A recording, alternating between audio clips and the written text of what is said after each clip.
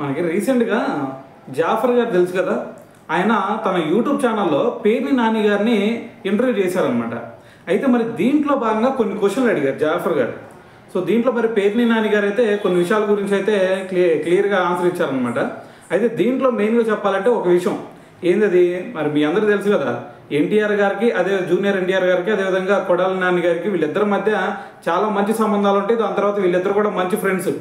అయితే మరి దీంట్లో భాగంగా జాఫర్ గారు ఏమడిగారు అంటే, ఇప్పుడు ఒకవేళ కనుక జూనియర్ ఎన్టీఆర్ గారు పాలిటిక్స్లోకి వస్తే ఇటువైపు కొడాలి నాని గారు జూనియర్ ఎన్టీఆర్ వైపు వెళ్తారా, లేదు అంటే మరి వైఎస్ జగన్మోహన్ రెడ్డి గారి వైపు వెళ్తారా అని చెప్పేసి ఒక క్వశ్చన్ అడిగితే దానికి పేర్ని నాని గారు ఏం ఆన్సర్ ఇచ్చారు తెలుసా?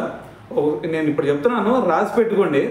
కొడాలి నాని గారు జూనియర్ ఎన్టీఆర్ గారు వచ్చినా సరే జీవితాంతం వైఎస్ జగన్మోహన్ రెడ్డి గారి వెనకమాలే ఉంటారు.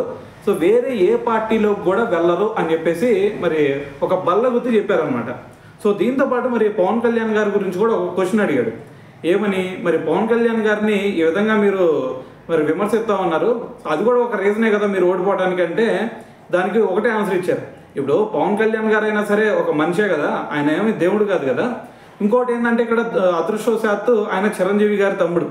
సో మరి ఇటువంటి వ్యక్తిని మరి అంటే ఆయన కూడా మనలాంటి ఒక సాధారణ వ్యక్తే కదా, మరి విమర్శించడంలో తప్పేముంది అని చెప్పేసి ఒక స్టేట్మెంట్ ఇచ్చి దాని తర్వాత మరి పవన్ కళ్యాణ్ గారు కనుక సీఎం అవ్వాలి అంటే మరి కాపు సోదరులందరినీ కూడా ఆయన వెంట తిప్పుకుంటూ దాని తర్వాత మిగతా కులాలకి మిగతా వర్గాలు ఎవరైతే ఉంటారో వాళ్ళందరినీ కూడా ఆయన వెంట కనుక తిప్పుకోగలిగితే మాత్రమే ఆయన సీఎం అవుతారు అని చెప్పేసి ఒక స్టేట్మెంట్ అయితే ఇచ్చారనమాట.